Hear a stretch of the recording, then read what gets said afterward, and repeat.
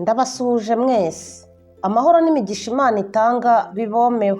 Umukunzi wacu umwe yadusabye kubagezaho impamvu zituma umuntu mukuru anyara ku buriri.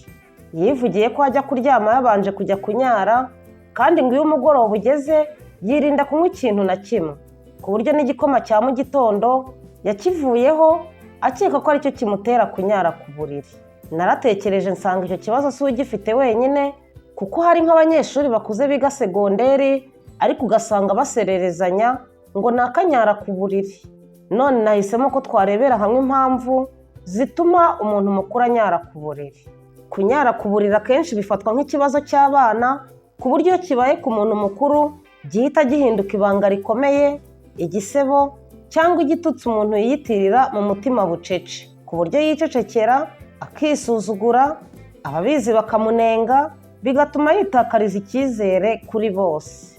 Kunyara ku buriri ku muntu mukuru rero si ubugwari kandi si umuvumo nk'uko bamwe babitekereza, ahubwo ni ikibazo gifite impamvu nyinshi zishingiye ku buzima bw'umubiri, ubwonko, imitekerereze, imico n'imibereho, ndetse rimwe na rimwe bigashobora kuba byaterwa n'indwara umuntu aba atazi. Iki kiganiro kigamije gusesengura impamvu zituma umuntu mukuru anyara ku buriri. Turagaruka ku mpamvu 10 z'ingenzi kugira ngo dufashe ababigize ibanga bamenye ko batari bonyine. Niyo waba udafite kino kibazo rero, ni byiza kumenya impamvu zigitera ku muntu mukuru, utazagira uhutaza ugira ngo niwe ubyikoresha, ahubwo uzamubera inzira imujyana ku gisubizo. Aha ni kuri Tubiganireho TV, njye nitwa Miriam, mbahaye ikaze.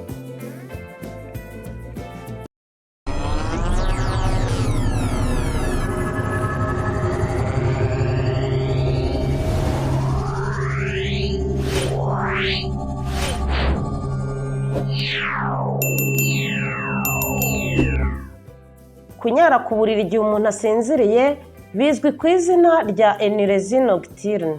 Ni ikibazo abantu benshi bafata nk'icy'abana gusa, ariko n'abantu bakuru barakigira. Ikibazo ni uko benshi bagira isoni bakabihisha, bigatuma indwara ibyihisha inyuma ikomeza kwiyongera. Impamvu 10 zitera iki kibazo cyo kunyara ku buriri ku muntu mukuru ni izi zikurikira. Impamvu ya mbere ni indwara z'imyakura, nk'indwara z'umugongo, stroke n'izindi. Izi ndwara zibangamira ubutumwa buva mu bwonko bugenzura uruhago, maze uruhago ntirumenye igihe cyo gufunga inkari cyangwa se igihe cyo kuzifungura, maze bigatuma zisohoka umuntu atabizi, yabyuka mu gitondo agasanga yanyaye ku buriri. Impamvu ya kabiri ni infection y'inkari. Iyo hari mikorobe mu nzira y'inkari, uruhago rukora ukudasanzwe, hagatangira gusohoka udukari duke duke inshuro nyinshi, ku buryo iyo wasinziriye nta kontrole wigirira, maze uruhago rukifungura mu buryo buremvoronteri, inkari zigasohoka, maze wakanguka mu gitondo ugasanga wanyaye ku buriri. Impamvu ya gatatu ni ukugabanuka k'umusemburo ugabanya inkari nijoro. Uyu musemburo umumaro wawo ni ugufasha umubiri gukora inkari nkeya iyo ari nijoro, naho iyo wagabanutse inkari ziriyongera mu ijoro, maze uruhago rukuzura, bigatuma umuntu anyara ku buriri asinziriye atabizi. Impamvu ya kane ni indwara ya diyabete itaramenyekana. Diyabete ituma umubiri ukora inkari nyinshi, maze kuko itera umuntu kunanirwa n'aho yaba atakoze, kwikangura ntibimukundire, akisanga yanyaye ku buriri, maze mu gitondo yabyuka akagira ngo siwe wabikoze. Impamvu ya gatanu ni iby'impyiko zirwaye cyangwa se uruhago.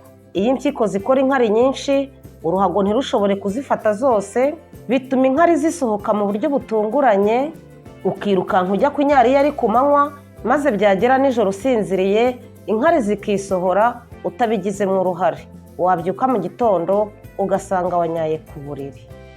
Impamvu ya gatanu yo ni imiti imwe n'imwe. Hari imiti ishobora kubigiramo uruhare, nk'imiti y'umuvuduko w'amaraso n'imiti y'indwara z'ubwonko.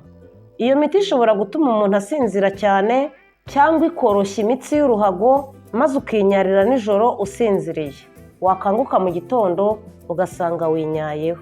Naho impamvu ya karindwi ni ihungabana, stress cyangwa se agahinda. Ibibazo by'imitekerereze bigira ingaruka ku mikorere y'ubwonko, bigatuma kugenzura uruhago n'umubiri bidashoboka, maze nijoro wasinzira ukinyarira n'iyo waba udafite izindi ndwara. Ni ukuvuga ngo kontorore y'umubiri wose igenwa n'ubwonko bw'umuntu. Niba ubwonko rero bufite ikibazo kubera ko wenda wagize ihungabana, kubera se ko warwaye agahinda gakabije cyangwa ufite stress zidasanzwe, icyo gihe umubiri ubura kontorore, bisa nkaho navuga ngo reglaje yose iba yononekaye, maze wajya kuryama ugasinzira ukiberayo nk'uri mu kinya, wabyuka mu gitondo ugasanga wanyaye ku buriri. Impamvu ya 8 ni ukunywa ibinyobwa birimo kafeyine cyangwa se inzoga. Ibinyobwa nk'ikawa, icyayi ndetse n'inzoga byongera inkari, maze bikagira uruhare mu kugabanya imbaraga zo kwifunga k'uruhago. Ibi bigatuma umuntu yikangura mu gitondo agasanga yanyaye ku buriri. Aba banywa bino binyobwa kandi bakunda nko kurota nijoro baryamye bikinze ku gihuru cyangwa ahandi hantu hiherereye, bakibona basa nkaho bari mu isura yo kunyara. Icyo gihe bagahita banyara nyine, barangiza kunyara direkite bagahita bakanguka bagasanga bari ku buriri, kumbi bagasanga binyayeho. Impamvu ya 9 yo ni ibibazo bya prostate ku bagabo. Iyo prostate yagutse ikomanya inzira z'inkari, uruhago ntirushobore gusohora inkari neza kuko ruba rwarabaye rurashe, maze nijoro waryama ukanyara ku buriri. Naho impamvu ya 10 ni ugukura mu myaka. Iyo umuntu ageze mu zabukuru, imitsi y'uruhago iracogora, ubwonko nabwo ntuba bukibasha kubyutsa umuntu vuba, maze yasinzira bigatuma anyara ku buriri. Aba ameze nk'umuntu wasubiye mu myaka iri âge d'enfance. Nta contrôle yihariye umubiri uba ugifite nka ya yindi yo mu buto. Kunyara ku buriri ku muntu mukuru ntibigarukira aho rero, reka turebere hamwe ingaruka zishobora guterwa no kunyara ku buriri iyo uri umuntu mukuru. Ingaruka ya mbere ni uguhorana isoni n'agahinda mu bandi. Ingaruka ya kabiri ni ukwitandukanya n'abandi ugasanga uriheza. Naho ingaruka ya gatatu ni ukudasinzira neza ashikagurika ngo aracunga ko atanyara ku buriri, kandi agatotsi kamwibaho gato n'ubundi agahita hanyara. Bituma rero atagasinzira nk'abandi, ibitotsi bye bicikagurikamo ku buryo byamukururira n'izindi ndwara ziterwa no kudasinzira. Ingaruka ya 4 ni ugutinya gushaka ubuvuzi, agira ati bazamfata gute. Kunyara ku buriri ku muntu mukuru ntibikwiye kuba igisebo, si n'ubunebwe nk'uko twabivuzeho mbere. Akenshi ni ikimenyetso cy'indwara usanga ishobora no kuvurwa. Iyo impamvu imenyekanye kare, igisubizo kiraboneka, ubuzima bugasubira mu murongo. Ubutumwa bukomeye twakura muri iki kiganiro ni uko kwicecekera bidakiza, ahubwo akenshi bituma ikibazo kirushaho gukura. Kugisha inama abaganga, inzobere mu by'ubuzima bwo mu mutwe cyangwa abandi bantu bizewe ni intambwe ikomeye iganisha ku gukira cyangwa kugabanya kino kibazo. Naho ku bantu babana n'abahuye n'iki kibazo, ni ingenzi kwirinda amagambo akomeretsa, gusebanya no gutera ipfunwe. Nta muntu ukwiye guhorana ubwoba bwo kuryama ngo atanyara ku buriri. Nta n'impamvu yo kubaho wiyanze kubera ikibazo gishobora kubonerwa umuti. Ubumenyi no gushaka ubufasha ni inzira iganisha ku buzima bwiza n'ituze, kuko nta kibazo kitagira igisubizo iyo cyahawe agaciro.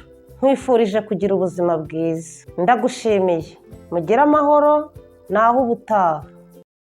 Ndagukangurira gukora like kuko ni ingenzi cyane, ukore subscribe, ukore kukazogera kugira ngo tujye tubana mu bindi biganiro.